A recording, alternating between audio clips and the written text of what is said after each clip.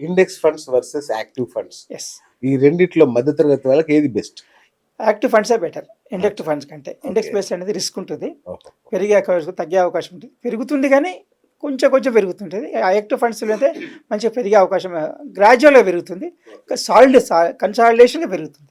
Graph ఇలా పెరుగుతుంది, okay. ఇలా కాదు ఇలా కాదు, రైట్. సూపర్. గ్రాఫ్ పెరిగే అవకాశం ఎక్కువ ఉంటాయి. కాబట్టి మనకు యాక్టివ్ ఫండ్స్ కంటే బెటర్. ఓకే సార్, చేతిలో ₹1,00,000 లేని ఒక మనిషి రియల్ ఎస్టేట్ రంగంలోకి అడుగు పెట్టొచ్చా? ఇప్పుడు రియల్ ఎస్టేట్ ఇన్వెస్ట్మెంట్ ఫండ్స్ వచ్చాయి, దాంట్లో పెట్టండి. 1000 పెట్టుకోవచ్చు. సిప్ ద్వారా 2,000 పెట్టుకోవచ్చు, 3 నెలకి పెట్టుకోవచ్చు. అచ్చా. దాంట్లో రియల్ ఎస్టేట్ ఇన్వెస్ట్మెంట్కి వెళ్ళిపోతుంది. దాంట్లో ఫండ్స్ పెట్టుకోవచ్చు. ఇన్ఫ్రాస్ట్రక్చర్ ఫండ్స్ వచ్చాయి, అది కూడా రియల్ ఎస్టేట్, దాంట్లో పెట్టచ్చు. ఇంకా కొత్త మార్కెట్ ఏంటంటే godown, warehousing, the best opportunity. ఇప్పుడు వేర్ హౌసింగ్ కార్పొరేషన్స్లో కూడా చాలా డిమాండ్ ఉంది ఇన్వెస్ట్మెంట్ కొరకు, దాంట్లో ఇన్వెస్ట్మెంట్ చేయొచ్చు. వేర్ హౌసింగ్, అది వేర్ హౌసింగ్ సెక్టర్ పెట్టచ్చు. ఇన్ఫ్రాస్ట్రక్చర్, రైల్వేస్, రోడ్స్, ఇవన్నిట్లో కూడా మన అవకాశాలు ఉన్నాయి. దేంట్లోనే పెట్టుకోవచ్చు మనకి ఇన్వెస్ట్మెంట్. ఇప్పుడు ఇంతకుముందు తెలిసేది కాదు, మనకు తెలిసినే పెట్టుకోండి. ఇప్పుడు అట్లా కాదు, కళ్ళు మూసుకొని దేంట్లో పెట్టినా కానీ రిస్క్ తక్కువ. ఊరి చివరిలో భూమి కొనాలా, లేకపోతే సిటీ అవుట్స్కట్స్లో ఏదన్నా వెంచర్లో ప్లాట్ కొనాలా? ఏది తొందరగా డబ్బులు అవుతుంది, ఏది సేఫ్? మీకు వ్యవసాయం చేసే లేకపోతే సిటీలో కొనండి. అచ్చా. వ్యవసాయం చేయాలనుకుంటే ఊర్లో కొనండి. ఓకే.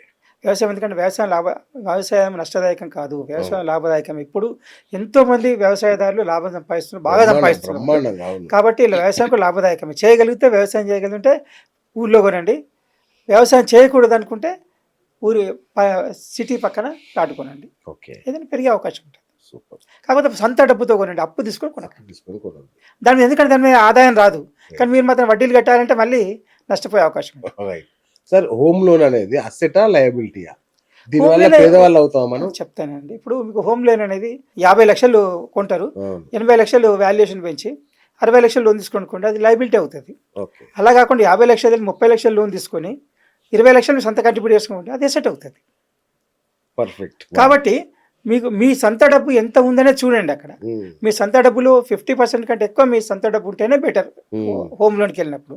ఇవ్వలేకపోతే నెక్స్ట్ ఒక 2 years అవుతా కొనండి, అర్జెంట్ ఏముంది. ఇప్పుడే కొనాలని ఏం తొందర లేదు. ధరలు పెరిగితే ఎప్పటికైనా పెరుగుతుంది, అప్పటికి కూడా దొరుకుతాయి, దొరికైన అవకాశం సమస్య లేదు. మీరు ఒక 5 సంవత్సరాలు చూస్తే ఇప్పుడు రేట్ డబ్బులైనా అదైనా సేమ్ అవుతుంది మీకు. కానీ మన డబ్బు లేకుండా కొనడం మాత్రం ఎట్టి పరిస్థితిలో మొత్తం అప్పు తీసుకోకుండా మాత్రం 50% ఎక్కువ తీసుకోవడం మాత్రం ఖచ్చితంగా ఫైనాన్షియల్ ప్రాబ్లం వచ్చే అవకాశం ఉంది. దాంతోపాటు ఎన్నో మానసిక సమస్యలు, ఆర్థిక సమస్యలు, ఎన్నో సమస్యలు వచ్చే అవకాశం ఉంది. సార్, ఇంకోటి, ఈఎంఐతో ఇల్లు కొనుక్కోవడం బెటరా, సిప్ వేసుకొని ఓ 15 సంవత్సరాలు డబ్బు దాచుకొని ఆ తర్వాత కొనుక్కోవడం బెటరా? సరే, ఈఎంఐతో ఇల్లు కొనడం బెటరే. ఎప్పుడంటే మీరు ఆల్రెడీ అద్దె ఇంట్లో ఉంటున్నారు, రెంట్కి ఇస్తున్నారు, రెంట్ ఒక 50,000 ఇస్తున్నారు రెంట్, మీరు ఇంకో ₹1,00,000 ఇన్స్టాల్మెంట్ వచ్చినా ఈఎంఐతో కొనుక్కుంటే పర్వాలేదు. కానీ మీరు 50,000 రెంట్ ఇప్పుడు రెంట్ ఇస్తున్నారు, 2 లక్షలు ఇన్స్టాల్మెంట్ పెట్టుకుని అనుకోండి, అది ప్రాబ్లం అవుతుంది, ఫైనాన్షియల్ ప్రాబ్లం అవుతుంది. అదే అలా కాకుండా మీరు 15 సంవత్సరాల తర్వాత సిప్లో పెట్టి కొందామనుకుంటే అప్పటి ధరలు పెరిగిపోతాయి, అప్పటి ధరలు పెరిగిపోతాయి. కాబట్టి ఇప్పుడు ఇన్వెస్ట్మెంట్ మొదటి సిద్ధాంతం ఏంటంటే క్యాచ్ ది యంగ్. చిన్నగా ఉన్నప్పుడే, తక్కువ ధర ఉన్నప్పుడే కొనాలి. ఫస్ట్ కాన్సెప్ట్ అది, క్యాచ్ ది యంగ్. అది అప్పుడు తక్కువ ధర ఉన్నప్పుడే కొనాలి, పెట్టుకుంటే ఎప్పటికైనా ధర వచ్చే అవకాశం ఉంటుంది. మన తక్కువ ధర ఉండదు, ఫస్ట్ రాసిన టార్గెట్ తక్కువ ధర ఏది ఉందని. తక్కువ ధరలో ఏది ఉంది? సపోజ్ మనం ₹100 మార్కెట్లో ₹100 ఉంది, మనకి ₹80 దొరుకుతుంది, తక్కువ ధరనే. ఇంకా 50 కొన్ని చోట్ల 50 దొరుకుతాయి, అవి ఇంకా తక్కువ ధరనే. అలాంటి మార్కెట్ సర్చ్ చేయాలి. ప్రతి చోట అవకాశం ఉంటుంది. మరి ఒక్కళ్ళు లేకపోతే 3 కలిసి కూడా కొనవచ్చు. ఇంకొకటి సార్, రియల్ ఎస్టేట్లో ఈ ఫ్రాక్షనల్ ఓనర్షిప్ అంటే ఏంటి సార్? ఈ ఫ్రాక్షనల్ ఓనర్షిప్ అంటే ఇప్పుడు ఒక పెద్ద బిల్డింగ్ ఉంది, కమర్షియల్ ప్రాపర్టీ ఉంది, 50 మంది కలుసుకుంటారు. 50 మంది కలిసి డెవలప్మెంట్ చేస్తారు, కన్స్ట్రక్షన్ చేస్తారు, రెంట్కి ఇస్తారు. 50 మంది డివైడ్ చేసుకుంటారు దాన్ని. 1/50 షేర్ అని ఉంటుంది. ఏ 50 షేరో తెలియదు, కానీ 1/50 మొత్తం రైట్ ఉంటుంది. అది ఫ్రాక్షనల్ ఓనర్షిప్. లీగల్గా టైటిల్ డీడ్ ఉంటుంది మీ పేరు మీద, అది అలా అవుతుంది. మంచిదేనా అట్లా చేయడం? మంచిదే, కానీ 50 మంది కలిసి ఉండాలి, ఒక విధంగా ఆలోచన ఉండాలి, ఒక విధంగా. కొందరు అమ్మేస్తామంటారు, కొందరు ఇది చేస్తామంటారు, కొందరు ఈ విధంగా ఇళ్ళకి రెంట్కి ఇవ్వద్దు, ఇంకోళ్ళకి ఇద్దామంటారు. డిస్ప్యూట్స్, డిఫరెన్స్ వచ్చే అవకాశం ఉంటుంది ఫ్రాక్షనల్ ఓనర్షిప్ అయితే.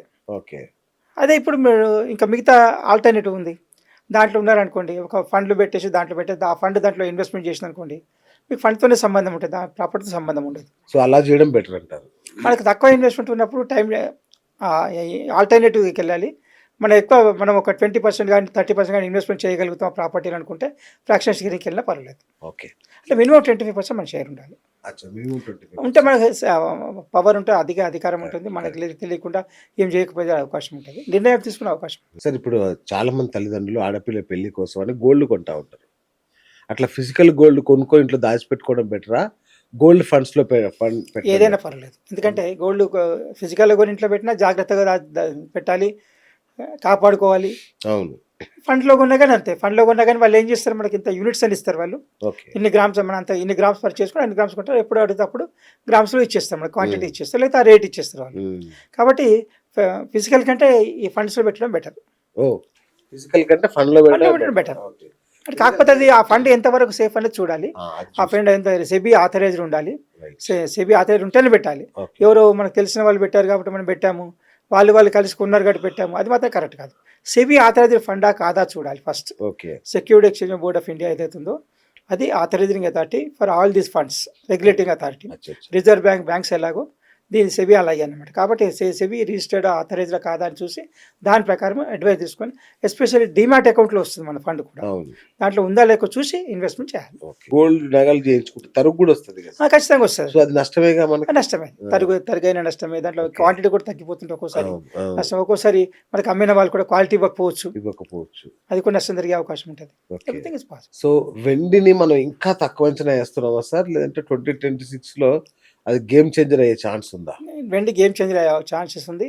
కాబట్టి వెండిని ఎంత కొనగలిగితే కొనండి, మంచి అవకాశం. ఇక్కడ తేడా కొట్టే ఛాన్స్ లేదు. ఓకే, 10% అటు ఇటు అంతే, పెద్దగా డిఫరెన్స్. మంచి బెస్ట్ ఇన్వెస్ట్మెంట్ ఫ్యూచర్లో. ఓకే సార్, సంవత్సరానికి 12 లక్షలు సంపాదించే ఒక ఎంప్లాయీ ట్యాక్స్ కట్టకుండా ఉండగలిగే దారులు ఏమైనా ఉన్నాయా? 12 లక్షలు సంపాదించాక ట్యాక్స్ కట్టే అవసరం లేదు. 12 లక్షల లోపల ఉంటే. అవునా? అవును, 12 లక్షలు దాటితేనే కట్టాలి. 12,70,000 దాటితే ట్యాక్స్ కట్టాల్సిన అవసరం ఉండదు, లేకపోతే ఉండదు. ఓకే, ఒకవేళ 12 లక్షల పైన సంపాదిస్తున్నాడు, ట్యాక్స్ కట్టకుండా ఉండే అవకాశం ఏమన్నా ఉందా? ఇప్పుడు మాత్రం ప్రస్తుతంగా వ్యక్తులకు లేదు, ఇండివిజువల్గా తగ్గించే అవకాశం. ఎందుకంటే ఇంతకుముందు డిడక్షన్స్, ఎగ్జంప్షన్స్ అవన్నీ ఉండేది. డొనేషన్ స్కీమ్, పిల్లల స్కూల్ ఫీజులకని, హౌసింగ్ లోన్ అని పెట్టడానికి ఎగ్జంప్షన్ ఉండేది. ఇప్పుడు లేదు, అది కంప్లీట్ తీసేశారు. తీసేసి ఇంత 2.5 lakhs 12 lakhs చేశారు దాని కొరకే. మీ డిడక్షన్స్ ఏమొద్దు, 12 lakhs చేయండి అని చెప్పి చేశారు.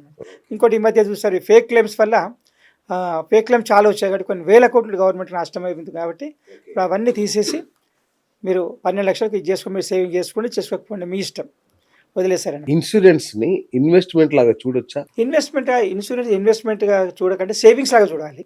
ఓకే, సేవింగ్స్ అంటే మనకు నష్టం జరగదు, మనకి ఇంట్రెస్ట్ వస్తుంది, వడ్డీ లాగా వస్తుంది అంతే. Term insurance is not at all saving కాదు, ఇది కాదు.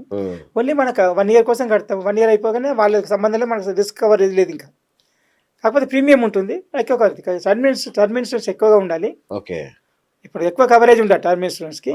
ఈ మిగతా సేవింగ్స్ ఇన్సూరెన్స్ ఉండొచ్చు, లైఫ్ ఇన్సూరెన్స్ కానీ ఇలాంటి కానీ తగ్గించుకున్నా పర్వాలేదు, అవి పెద్దగా అవసరం లేదు. టర్మ్ ఇన్సూరెన్స్ ఎక్కువగా ఉండాలి, ఎక్కువ కవరేజ్ అయ్యేట్టు ఉండాలి. హెల్త్ ఇన్సూరెన్స్, టర్మ్ ఇన్సూరెన్స్ కోటి రూపాయలు ఉండాలి. Term insurance, health insurance, term insurance ఎంత ఎక్కువ ఉంటే అంత కంఫర్టబుల్. ఓకే.